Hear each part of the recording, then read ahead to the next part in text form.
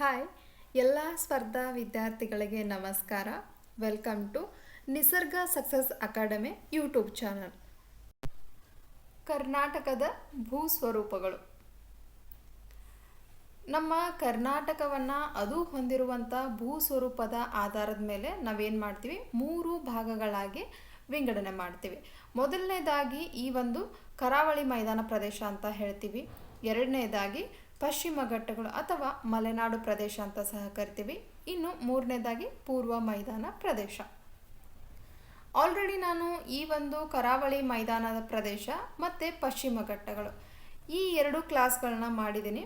ಒಂದು ವೇಳೆ ನೀವೇನಾದರೂ ಆ ಕ್ಲಾಸ್ಗಳನ್ನ ಮಿಸ್ ಮಾಡಿದರೆ ನಮ್ಮ ಚಾನಲ್ನಲ್ಲಿ ಹೋಗಿ ಆ ಕ್ಲಾಸ್ಗಳನ್ನ ನೋಡೋಕ್ಕೆ ಸಾಧ್ಯ ಆಗಿರಬೇಕು.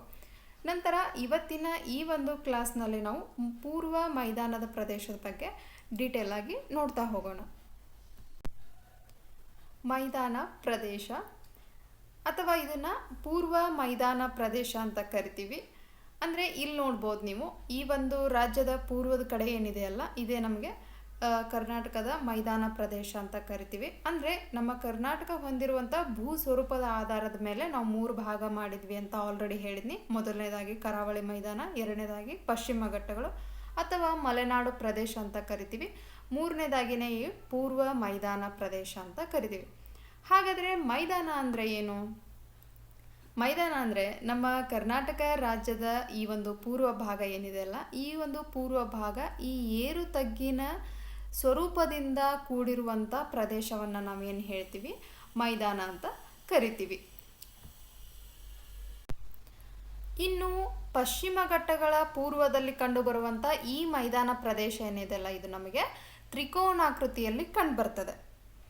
ಈ ಮೈದಾನ ತ್ರಿಕೋನಾಕೃತಿಯಲ್ಲಿದ್ದು ರಾಜ್ಯದ ಅತಿ ವಿಸ್ತಾರವಾದ ಭೂ ಸ್ವರೂಪ ಅಂತ ಸಹ ಹೇಳ್ಬೋದು. ಜೊತೆಗೆ ಇನ್ನು ಈ ಒಂದು ಪೂರ್ವ ಮೈದಾನ ಪ್ರದೇಶವನ್ನು ನಾವೇನು ಹೇಳ್ತೀವಿ, ಉತ್ತರ ಮೈದಾನ ಪ್ರದೇಶ ಮತ್ತು ದಕ್ಷಿಣ ಮೈದಾನ ಪ್ರದೇಶ ಅಂತ ಮತ್ತೆ 2 ಭಾಗಗಳಾಗಿ ವಿಂಗಡಣೆ ಮಾಡ್ತೀವಿ. ಕಾರಣ ಏನಂತ ನೋಡೋದಾದರೆ, ಈ ಒಂದು ಪಶ್ಚಿಮ ಘಟ್ಟಗಳಲ್ಲಿ ಉಗಮವಾಗುವಂಥ ತುಂಗಭದ್ರಾ ನದಿ ಏನಿದೆಯಲ್ಲ, ಇದು ಈಶಾನ್ಯದ ಕಡೆ ಮುಖ ಮಾಡಿ ಹರಿಯುವಾಗ ಈ ಒಂದು ಉತ್ತರ ಮೈದಾನ ಪ್ರದೇಶ ಮತ್ತು ದಕ್ಷಿಣ ಮೈದಾನ ಪ್ರದೇಶಗಳ ನಡುವೆ ಗಡಿರೇಖೆಯಾಗಿ ಈ ಒಂದು ತುಂಗಭದ್ರಾ ನದಿ ನಮಗೆ ಕಂಡುಬರ್ತದೆ. ಹಾಗೆ ಈ ಒಂದು ಪೂರ್ವ ಮೈದಾನ ಪ್ರದೇಶದ ಉತ್ತರ ಭಾಗದಲ್ಲಿ ನಾವು 450ರಿಂದ 760 ಮೀಟರ್ಗಳಷ್ಟು ಎತ್ತರವಾಗಿರೋದನ್ನು ನಾವು ನೋಡ್ಬೋದು. ಜೊತೆಗೆ ದಕ್ಷಿಣ ಭಾಗದಲ್ಲಿಯೂ ಸಹ 900ರಿಂದ 1200 ಮೀಟರ್ಗಳಷ್ಟು ಎತ್ತರವಾಗಿರೋದನ್ನು ನಾವಿಲ್ಲಿ ನೋಡಬಹುದು. ಆಗಲೇ ಹೇಳಿದ ಹಾಗೆ ಈ ಒಂದು ಮೈದಾನವನ್ನು ನೈಋತ್ಯದಿಂದ ಈಶಾನ್ಯದ ಕಡೆಗೆ ಅಡ್ಡ ಹಾಯುವಂಥ ತುಂಗಭದ್ರಾ ನದಿ ಏನಿದೆಯಲ್ಲ, ಈ ಒಂದು ಪೂರ್ವ ಮೈದಾನ ಪ್ರದೇಶವನ್ನು ಉತ್ತರ ಹಾಗೂ ದಕ್ಷಿಣ ಮೈದಾನಗಳನ್ನಾಗಿ ವಿಂಗಡಣೆ ಮಾಡಿದೆ. ಉತ್ತರ ಮೈದಾನ ಪ್ರದೇಶ ಆಗಲೇ ಹೇಳಿದ ಹಾಗೆ ಈ ಒಂದು ಉತ್ತರ ಮೈದಾನ ಪ್ರದೇಶ ನಮಗೆ ತುಂಗಭದ್ರಾ ನದಿಯ ಮೇಲ್ಭಾಗಕ್ಕೆ, ಅಂದರೆ ತುಂಗಭದ್ರಾ ನದಿಯ ಉತ್ತರಕ್ಕೆ ನಮಗೆ ಈ ಒಂದು ಉತ್ತರ ಮೈದಾನ ಪ್ರದೇಶ ಕಂಡುಬರ್ತದೆ. ಇನ್ನು ಈ ಒಂದು ಉತ್ತರ ಭಾಗದಲ್ಲಿ, ಉತ್ತರ ಮೈದಾನ ಪ್ರದೇಶದಲ್ಲಿ ನಮಗೆ ಕೆಲವೊಂದಿಷ್ಟು ನದಿಗಳು ಸಹ ಕಂಡುಬರ್ತವೆ. ಮೊದಲನೇದಾಗಿ ಈ ಒಂದು ಪಶ್ಚಿಮ ಘಟ್ಟಗಳಲ್ಲಿ ಉಗಮವಾಗುವಂಥ ತುಂಗಭದ್ರಾ ನದಿ ಏನಿದೆಯಲ್ಲ, ಆಗಲೇ ಹೇಳಿದಾಗೆ ಇದು ಈಶಾನ್ಯಕ್ಕೆ ಮುಖ ಮಾಡಿ ಹರಿತಾ ಹೋಗ್ತದೆ. ನಂತರದಲ್ಲಿ ಕೃಷ್ಣಾ ನದಿ ಸಹ ಈ ಒಂದು ಉತ್ತರ ಮೈದಾನ ಪ್ರದೇಶದಲ್ಲಿ ಕಂಡುಬರುವಂತಹ ಪ್ರಮುಖ ನದಿ ಅಂತಲೇ ಹೇಳ್ಬಹುದು. ಜೊತೆಗೆ ಈ ಒಂದು ಕೃಷ್ಣಾ ನದಿಗೆ ಧೋನಿ ನದಿ ಬಂದು ಸಹ ಜಾಯಿನ್ ಆಗುತ್ತೆ. ನಂತರದಲ್ಲಿ ಭೀಮಾ ನದಿ ಆಗಿರ್ಬೋದು. ಇನ್ನು ಈ ಭಾಗದಲ್ಲಿ ಘಟಪ್ರಭಾ, ಮಲಪ್ರಭಾ ನದಿಗಳು ಸಹ ಬಂದು ಈ ಒಂದು ಕೃಷ್ಣಾ ನದಿಗೆ ಜಾಯಿನ್ ಆಗುತ್ತೆ. ಇದಿಷ್ಟು ಉತ್ತರ ಮೈದಾನ ಪ್ರದೇಶದಲ್ಲಿ ಕಂಡುಬರುವಂಥ ಕೃಷ್ಣಾ ನದಿ ಜಲಾನಯನ ಪ್ರದೇಶದ ಬಗ್ಗೆ ನಾವು ನೋಡಿದ್ವಿ. ಹಾಗಾದರೆ ಈ ಒಂದು ಉತ್ತರ ಮೈದಾನ ಪ್ರದೇಶದಲ್ಲಿ ಯಾವ ರೀತಿ ಮಣ್ಣು ನಮಗೆ ಕಂಡು ಬರ್ತದೆ ಅಂತಂದರೆ, ಅತಿ ಹೆಚ್ಚಾಗಿ ಕಪ್ಪು ಮಣ್ಣು ನಮಗೆ ಇಲ್ಲಿ ಕಂಡುಬರುವಂಥ ಮಣ್ಣಾಗಿದೆ. ಕಾರಣ ಏನಂತ ನೋಡೋದಾದರೆ, ನಾನು ಹಿಂದಿನ ಕ್ಲಾಸ್ನಲ್ಲೇ ಹೇಳಿದ್ದೆ, ನಮ್ಮ ಕರ್ನಾಟಕದ ಉತ್ತರ ಭಾಗ ಏನಿದೆ ಅಲ್ಲ, ಇದು ಮಹಾರಾಷ್ಟ್ರದ ಪ್ರಸ್ಥಭೂಮಿಯನ್ನು ಒಳಗೊಂಡಿದೆ ಅಂತ ಹೇಳಿದೆ. ದಕ್ಷಿಣ ಭಾಗ ಮೈಸೂರು ಪ್ರಸ್ಥಭೂಮಿ, ಉತ್ತರ ಭಾಗ ಮಹಾರಾಷ್ಟ್ರ ಪ್ರಸ್ಥಭೂಮಿ ಅಂತ ಹೇಳಿದ್ದೆ. ಅದಕ್ಕಾಗಿ ನಮಗಿಲ್ಲೇನು ಹೆಚ್ಚಾಗಿ ಕಪ್ಪು ಮಣ್ಣು ಕಂಡು ಬರ್ತದೆ. ಹಾಗಾದರೆ ಈ ಒಂದು ಕಪ್ಪು ಮಣ್ಣು ಯಾವುದರಿಂದ ರಚನೆ ಆಗಿದೆ ಅಂದರೆ, ಈ ಅಗ್ನಿಶಿಲೆಯ ಬಸಾಲ್ಟ್ ಶಿಲೆ ಏನಿದೆಯಲ್ಲ, ಈ ಒಂದು ಬಸಾಲ್ಟ್ ಶಿಲೆಯ ಶಿಥಿಲೀಕರಣದಿಂದ ಈ ಒಂದು ಮಣ್ಣು ರಚನೆ ಆಗಿದೆ ಅಂತ ಹೇಳ್ಬೋದು. ಮಣ್ಣುಗಳ ಅಧ್ಯಯನದಲ್ಲಿ ಇನ್ನೂ ಕ್ಲಿಯರ್ ಆಗಿ ನೋಡ್ತಾ ಹೋಗೋಣ. ಇವಾಗ ಇದಿಷ್ಟು ಸಾಕು. ಇನ್ನು ಈ ಒಂದು ಉತ್ತರ ಮೈದಾನ ಪ್ರದೇಶದಲ್ಲಿ ಮಳೆಯ ಹಂಚಿಕೆಯನ್ನು ನೋಡೋದಾದರೆ ದಕ್ಷಿಣ ಭಾಗಕ್ಕೆ ಹೋಲಿಕೆ ಮಾಡಿದರೆ ಈ ಒಂದು ಉತ್ತರ ಮೈದಾನ ಪ್ರದೇಶ ಏನಿದೆ ಅಲ್ಲ, ಈ ಒಂದು ಉತ್ತರ ಮೈದಾನ ಪ್ರದೇಶ ವಾರ್ಷಿಕವಾಗಿ ಮಳೆಯ ಪ್ರಮಾಣ ನಮಗಿಲ್ಲಿ ತುಂಬ ಕಡಿಮೆಯಾಗಿ ಕಂಡುಬರ್ತದೆ. ಅದರಿಂದಾಗಿಯೇ ಇಲ್ಲಿ ಬರಪೀಡಿತ ಜಿಲ್ಲೆಗಳು ಸಹ ಹೆಚ್ಚಾಗಿ ಕಂಡುಬರ್ತವೆ. ಸೊ ಈ ಒಂದು ಜಿಲ್ಲೆಗಳು ಆಗಿಂದಾಗ ಬರಗಾಲಕ್ಕೂ ಸಹ ಒಳಗಾಗೋದನ್ನು ನಾವು ಇಲ್ಲಿ ನೋಡಬಹುದು. ಹಾಗಾದರೆ ಇಲ್ಲಿ ಕಂಡುಬರುವಂಥ ಜಿಲ್ಲೆಗಳನ್ನು ನಾವು ನೋಡ್ತಾ ಹೋದರೆ ಮೊದಲನೇದಾಗಿ ಬೀದರ್ ಆಗಿರಬಹುದು, ನಂತರದಲ್ಲಿ ಕಲಬುರಗಿ, ಯಾದಗಿರಿ, ಕೊಪ್ಪಳ, ವಿಜಯಪುರ, ಜೊತೆಗೆ ಬಳ್ಳಾರಿ, ರಾಯಚೂರು ಆಗಿರಬಹುದು, ಬಾಗಲಕೋಟೆ ಮತ್ತು ಗದಗ, ಹಾವೇರಿ, ನಂತರದಲ್ಲಿ ಈ ಧಾರವಾಡ ಮತ್ತು ಬೆಳಗಾವಿ ಜಿಲ್ಲೆಯಲ್ಲಿ ಕೆಲವೊಂದಿಷ್ಟು ಭಾಗಗಳು ಈ ಪ್ರದೇಶಕ್ಕೆ ಒಳಪಟ್ಟಿರೋದನ್ನು ನಾವು ನೋಡಬಹುದು. ಜೊತೆಗೆ ಈ ಒಂದು ಉತ್ತರ ಮೈದಾನ ಪ್ರದೇಶದಲ್ಲಿ ನಮಗೆ ಕೆಲವೊಂದಿಷ್ಟು ಪ್ರಮುಖ ಗುಡ್ಡಗಳನ್ನು ಸಹ ನೋಡಬಹುದು.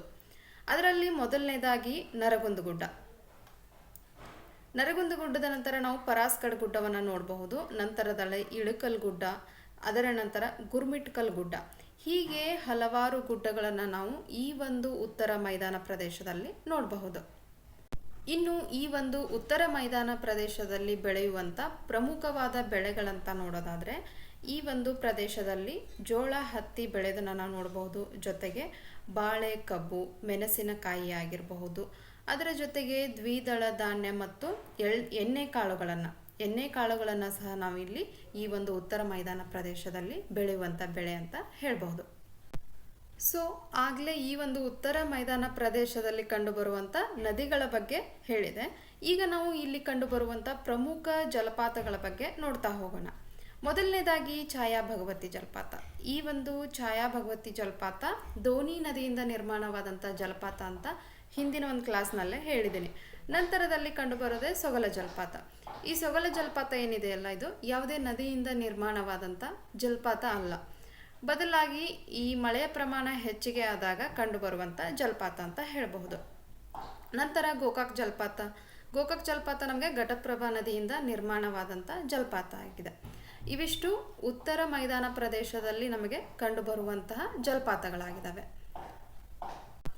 ನಂತರ ನಾವು ಈ ಒಂದು ಉತ್ತರ ಮೈದಾನ ಪ್ರದೇಶದಲ್ಲಿ ಕುರುಚಲ ಸಸ್ಯವರ್ಗನ ನೋಡಬಹುದು. ಅಂದರೆ ಕಂಟಿ, ಹುಲ್ಲು, ಈ ರೀತಿಯ ಒಂದು ಸಸ್ಯವರ್ಗ ಅತಿ ಹೆಚ್ಚಾಗಿ ಈ ಒಂದು ಉತ್ತರ ಮೈದಾನ ಪ್ರದೇಶದಲ್ಲಿ ಕಂಡುಬರ್ತದೆ. ಇದಿಷ್ಟು ಕರ್ನಾಟಕದ ಪೂರ್ವ ಮೈದಾನ ಪ್ರದೇಶದ ಉತ್ತರದ ಭಾಗದ ಬಗ್ಗೆ ಡೀಟೇಲ್ ಆಗಿ ನೋಡಿದ್ದಾಯಿತು. ಇನ್ನು ದಕ್ಷಿಣ ಮೈದಾನ ಪ್ರದೇಶವನ್ನು ಸಹ ನಾವು ಡೀಟೇಲ್ ಆಗಿ ನೋಡ್ತಾ ಹೋಗೋಣ. ದಕ್ಷಿಣ ಮೈದಾನ ಪ್ರದೇಶ, ಆಗಲೇ ನಾವು ಉತ್ತರ ಮೈದಾನ ಪ್ರದೇಶದ ಬಗ್ಗೆ ಡೀಟೇಲ್ ಆಗಿ ನೋಡಿದ್ವಿ. ಇವಾಗ ದಕ್ಷಿಣ ಮೈದಾನ ಪ್ರದೇಶದ ಬಗ್ಗೆ ನೋಡ್ತಾ ಹೋಗೋಣ. ಇನ್ನು ಈ ಒಂದು ದಕ್ಷಿಣ ಮೈದಾನ ಪ್ರದೇಶ ಏನಿದೆ ಅಲ್ಲ, ಆಗಲೇ ಹೇಳಿದ ಹಾಗೆ ಈ ಒಂದು ತುಂಗಭದ್ರಾ ನದಿ ಈಶಾನ್ಯಕ್ಕೆ ಮುಖ ಮಾಡಿ ಹರಿಯುತ್ತದೆ. ಉತ್ತರದಲ್ಲಿ ಉತ್ತರ ಮೈದಾನ ಪ್ರದೇಶವನ್ನು ನೋಡಿದ್ವಿ. ಈ ಒಂದು ತುಂಗಭದ್ರಾ ನದಿಯ ದಕ್ಷಿಣದಲ್ಲಿ ಇರುವುದೇ ಈ ದಕ್ಷಿಣ ಮೈದಾನ ಪ್ರದೇಶ. ಈ ಪ್ರದೇಶ ಏನಾಗಿದೆ ಅಂದರೆ ಏರು ತಗ್ಗಿನಿಂದ ಕೂಡಿದ ಭೂ ವಲಯ ಅಂತಲೇ ಹೇಳ್ಬೋದು.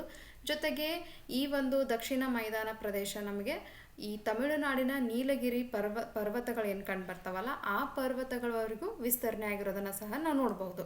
ಹಾಗಾದರೆ ಉತ್ತರದಲ್ಲಿ ತುಂಗಭದ್ರಾ ನದಿ ಮತ್ತು ದಕ್ಷಿಣದಲ್ಲಿ ತಮಿಳುನಾಡು ಮತ್ತು ಕರ್ನಾಟಕದ ನಡುವೆ ಗಡಿರೇಖೆಯಾಗಿ ಕಂಡುಬರುವಂಥ ಮೋಯಾರ್ ನದಿಯವರೆಗೆ ವಿಸ್ತರಣೆ ಆಗಿರೋದನ್ನು ನಾವು ನೋಡಬಹುದು. ಜೊತೆಗೆ ಈ ಒಂದು ದಕ್ಷಿಣ ಮೈದಾನ ಪ್ರದೇಶ ಏನಿದೆಯಲ್ಲ, ಇದು ಮೈಸೂರು ಪ್ರಸ್ಥಭೂಮಿಯ ಭಾಗಕ್ಕೆ ಒಳಪಡುತ್ತದೆ. ಆಗಲೇ ಹೇಳಿದಾಗೆ ಉತ್ತರ ಭಾಗ ಮಹಾರಾಷ್ಟ್ರ ಪ್ರಸ್ಥಭೂಮಿ ಭಾಗಕ್ಕೆ ಒಳಪಟ್ಟರೆ ಈ ಒಂದು ದಕ್ಷಿಣ ಭಾಗ ಏನಿದೆಯಲ್ಲ, ಇದು ಮೈಸೂರು ಪ್ರಸ್ಥಭೂಮಿಯ ಪ್ರದೇಶಕ್ಕೆ ಒಳಪಡ್ತದೆ.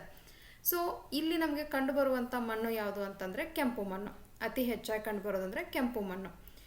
ಈ ಒಂದು ಕೆಂಪು ಮಣ್ಣು ಹೇಗೆ ರಚನೆ ಆಯ್ತಂತ ನೋಡೋದಾದರೆ, ಈ ಅಂತಃಸರಣ ಅಗ್ನಿಶಿಲೆಯಾದ ಗ್ರಾನೈಟ್ ಏನಿದೆಯಲ್ಲ, ಈ ಒಂದು ಗ್ರಾನೈಟ್ ಶಿಲೆಯ ಶಿಥಲೀಕರಣದಿಂದ ಈ ಒಂದು ಕೆಂಪು ಮಣ್ಣು ನಮಗೆ ಹೆಚ್ಚಾಗಿ ಕಂಡುಬರ್ತದೆ.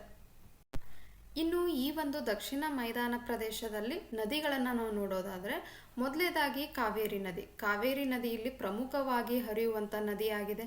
ಇದಕ್ಕೆ ಲಕ್ಷ್ಮಣ ತೀರ್ಥ ಆಗಿರ್ಬೋದು, ಕಬಿನಿ ನದಿ ಆಗಿರ್ಬೋದು ಬಂದು ಸೇರ್ತವೆ. ನಂತರದಲ್ಲಿ ಮೇಲ್ಗಡೆಯಿಂದ ಬಂದರೆ ಹೇಮಾವತಿ, ಶಿಂಷಾ, ಅರ್ಕಾವತಿ ಮತ್ತು ಈ ಒಂದು ಭಾಗದಲ್ಲಿ ನಮಗೆ ಉತ್ತರ ಪಿನಾಕಿನಿ ಮತ್ತು ದಕ್ಷಿಣ ಪಿನಾಕಿನಿ ನದಿಗಳಂತ ಸಹ ಬರ್ತವೆ. ಜೊತೆಗೆ ಪಾಲಾರ್ ನದಿ ಸಹ ಇಲ್ಲಿ ಕಂಡುಬರುವಂಥ ಮುಖ್ಯ ನದಿಗಳು. ಇವಿಷ್ಟು ದಕ್ಷಿಣ ಮೈದಾನ ಪ್ರದೇಶದಲ್ಲಿ ನಮಗೆ ಕಂಡುಬರುವಂಥ ಪ್ರಮುಖ ನದಿಗಳಂತಲೇ ಹೇಳ್ಬೋದು. ಇನ್ನು ಈ ಒಂದು ದಕ್ಷಿಣ ಮೈದಾನ ಪ್ರದೇಶದಲ್ಲಿ ಕಂಡುಬರುವಂಥ ಪ್ರಮುಖ ಬೆಳೆಗಳು ಯಾವುದಂತ ನೋಡೋದಾದರೆ, ಮೊದಲನೇದಾಗಿ ರಾಗಿ ಆಗಿರ್ಬೋದು, ತಂಬಾಕು, ಭತ್ತ, ಹಿಪ್ಪು ನೇರಳೆ ಸಹ ಕಂಡು ಬರ್ತದೆ. ನಂತರದಲ್ಲಿ ತರಕಾರಿ ಆಗಿರ್ಬೋದು, ಹಣ್ಣುಗಳಾಗಿರ್ಬೋದು ಹಾಗೂ ಹೈನುಗಾರಿಕೆ ಮತ್ತು ವಿವಿಧ ಬಗೆಯ ದ್ವಿದಳ ಧಾನ್ಯಗಳು ಮತ್ತು ಎಣ್ಣೆ ಕಾಳುಗಳನ್ನು ಸಹ ನಾವಿಲ್ಲಿ ನೋಡಬಹುದು. ಜೊತೆಗೆ ನಾವು ಆಗಲೇ ಈ ಒಂದು ದಕ್ಷಿಣ ಮೈದಾನ ಪ್ರದೇಶದಲ್ಲಿ ಕಂಡುಬರುವಂಥ ನದಿಗಳ ಬಗ್ಗೆ ನೋಡಿದ್ವಿ. ಇನ್ನು ಈ ಒಂದು ನದಿಗಳ ಮೂಲಕ ನಿರ್ಮಾಣವಾಗುವಂಥ ಪ್ರಮುಖ ಜಲಪಾತಗಳಂತ ನೋಡೋದಾದರೆ, ಅಬ್ಬೆ ಜಲಪಾತ ಸಹ ದಕ್ಷಿಣ ಮೈದಾನ ಪ್ರದೇಶದಲ್ಲಿ ಕಂಡು ಬರ್ತದೆ. ನಂತರದಲ್ಲಿ ಗಗನಚುಕ್ಕಿ ಆಗಿರಬಹುದು, ಬರಚುಕ್ಕಿ ಆಗಿರ್ಬೋದು, ಚುಂಚನಕಟ್ಟೆ ಜಲಪಾತ ಆಗಿರ್ಬೋದು. ಹೀಗೆ ಹಲವಾರು ಜಲಪಾತಗಳು ಕಾವೇರಿ ನದಿಯಿಂದ ನಿರ್ಮಾಣವಾಗಿರೋದನ್ನು ನಾವು ನೋಡಬಹುದು. ಇವಿಷ್ಟು ದಕ್ಷಿಣ ಮೈದಾನ ಪ್ರದೇಶದಲ್ಲಿ ಕಂಡುಬರುವಂಥ ಜಲಪಾತಗಳಂತ ಹೇಳ್ಬೋದು.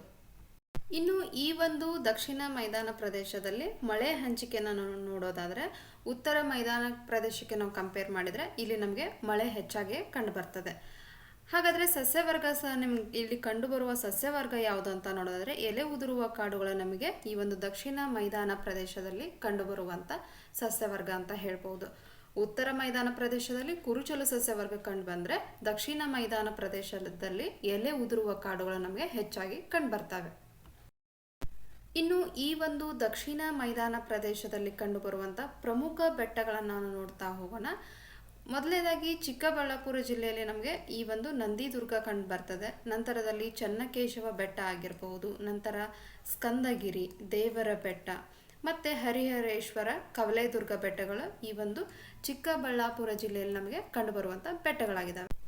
ಇನ್ನು ಚಾಮರಾಜನಗರ ಜಿಲ್ಲೆಯಲ್ಲಿ ನೋಡೋದಾದರೆ, ಮೊದಲನೇದಾಗಿ ಮಲೆ ಮಹದೇಶ್ವರ ಬೆಟ್ಟ ನಮ್ಗೆ ಕಂಡು ಬರ್ತದೆ. ಅದರ ನಂತರ ಗೋಪಾಲಸ್ವಾಮಿ ಬೆಟ್ಟ ಆಗಿರ್ಬೋದು, ಬಿಳಿಗಿರಿ ರಂಗನ ಬೆಟ್ಟ ಆಗಿರ್ಬೋದು ಮತ್ತು ಈ ಶಿಡ್ಲು ಮಲ್ಲಿಕಾರ್ಜುನ ಸ್ವಾಮಿ ಬೆಟ್ಟ ಸಹ ಈ ಒಂದು ಚಾಮರಾಜನಗರ ಜಿಲ್ಲೆಯಲ್ಲಿ ನಾವು ನೋಡ್ಬೋದು. ರಾಮನಗರ ಅಂತ ನೋಡೋದಾದರೆ, ರಾಮನಗರದಲ್ಲಿ ನಮಗೆ ಸವನದುರ್ಗ ಬೆಟ್ಟ ಸಹ ಕಂಡು ಬರ್ತದೆ. ನಂತರದಲ್ಲಿ ರಾಮದೇವರ ಬೆಟ್ಟ ಸಹ ಈ ಒಂದು ರಾಮನಗರದಲ್ಲಿ ನಮ್ಗೆ ಕಂಡುಬರುವಂಥ ಬೆಟ್ಟ ಅಂತ ಹೇಳ್ಬೋದು. ಇನ್ನು ತುಮಕೂರು ಜಿಲ್ಲೆಯಲ್ಲಿ ನೋಡೋದಾದರೆ ಮಧುಗಿರಿ ಬೆಟ್ಟ ತುಂಬ ಫೇಮಸ್ ಆಗಿದೆ. ಏಷ್ಯಾ ಖಂಡದ ಅತ್ಯಂತ ದೊಡ್ಡ ಏಕಶಿಲಾ ಬೆಟ್ಟ ಅಂತ ಸಹ ಹೇಳ್ಬೋದು. ನಂತರದಲ್ಲಿ ದೇವರಾಯನದುರ್ಗ ಸಹ ಈ ಒಂದು ತುಮಕೂರು ಜಿಲ್ಲೆಯಲ್ಲಿ ನೋಡ್ಬೋದು. ಶಿವಗಂಗೆ ಸಹ ಈ ಒಂದು ತುಮಕೂರು ಜಿಲ್ಲೆಯಲ್ಲಿ ನಾವು ನೋಡುವಂಥ ಬೆಟ್ಟ ಆಗಿದೆ. ನಂತರದಲ್ಲಿ ಚನ್ನರಾಯನದುರ್ಗ ಬೆಟ್ಟ ಬರುತ್ತೆ. ಇದು ನಮಗೆ ಕೋಲಾರ ಜಿಲ್ಲೆಯಲ್ಲಿ ಕಂಡುಬರುವಂಥ ಬೆಟ್ಟ ಆಗಿದೆ. ಇವಿಷ್ಟು ದಕ್ಷಿಣ ಮೈದಾನ ಪ್ರದೇಶದಲ್ಲಿ ಕಂಡುಬರುವಂಥ ಪ್ರಮುಖ ಬೆಟ್ಟಗಳಾಗಿದ್ದಾವೆ. ಸೊ ಕರ್ನಾಟಕದ ಭೂ ಸ್ವರೂಪಗಳಲ್ಲಿ ನಾವು 3 ಭಾಗಗಳಾಗಿ ಡಿವೈಡ್ ಮಾಡ್ತೀವಿ. ಮೊದಲನೇದಾಗಿ ಕರಾವಳಿ ಮೈದಾನ ಪ್ರದೇಶ, ಇದ್ರ ಬಗ್ಗೆನೂ ಹಿಂದಿನ ಕ್ಲಾಸ್ನಲ್ಲಿ ನೋಡಿದ್ದೀವಿ. ನಂತರದಲ್ಲಿ ಪಶ್ಚಿಮ ಘಟ್ಟಗಳು ಅಥವಾ ಮಲೆನಾಡು ಪ್ರದೇಶ ಅಂತ ಸಹ ಕರಿತೀವಿ, ಇದ್ರ ಬಗ್ಗೆನೂ ನೋಡಿದ್ದಾಯಿತು. ಈ ಒಂದು ವಿಡಿಯೋದ ಮುಖಾಂತರ ನಾವು ಕರ್ನಾಟಕದ ಪೂರ್ವ ಮೈದಾನ ಪ್ರದೇಶದ ಬಗ್ಗೆ ಸಹ ಡೀಟೇಲ್ ಆಗಿ ನೋಡಿದ್ವಿ. ಇಲ್ಲಿವರೆಗೆ ನಾವು ಕರ್ನಾಟಕದ ಭೂ ಸ್ವರೂಪದ ಬಗ್ಗೆ ಡೀಟೇಲ್ ಆಗಿ ನೋಡಿದ್ವಿ. ಇನ್ನು ಮುಂದಿನ ಕ್ಲಾಸ್ನಲ್ಲಿ ನಾವು ಕರ್ನಾಟಕದ ವಾಯುಗುಣಕ್ಕೆ ಸಂಬಂಧಪಟ್ಟಂತೆ ಡೀಟೇಲ್ ಆಗಿ ನೋಡ್ತಾ ಹೋಗೋಣ. ಸೊ ಈ ಒಂದು ವಿಡಿಯೋದ ಮೂಲಕ ನಿಮಗೆ ಕರ್ನಾಟಕದ ಪೂರ್ವ ಮೈದಾನ ಪ್ರದೇಶದ ಬಗ್ಗೆ ಸಂಪೂರ್ಣವಾಗಿ ಮಾಹಿತಿ ಸಿಕ್ತು ಅಂತಾದರೆ ಲೈಕ್ ಮಾಡಿ, ಜೊತೆಗೆ ಸಬ್ಸ್ಕ್ರೈಬ್ ಕೂಡ ಮಾಡಿ. ಬಿಕಾಸ್ ಈ ಒಂದು ಚಾನಲ್ ಹೊಸದಾಗಿರೋದ್ರಿಂದ ಯಾವುದೇ ವಿಡಿಯೋ ಅಪ್ಲೋಡ್ ಆದ ತಕ್ಷಣ ನಿಮಗೆ ನೋಟಿಫಿಕೇಷನ್ ಬರುತ್ತೆ. ಮತ್ತು ನಿಮ್ಮ ಫ್ರೆಂಡ್ಸಿಗೂ ಸಹ ಈ ಒಂದು ವಿಡಿಯೋನ ಶೇರ್ ಮಾಡಿ. Thank you.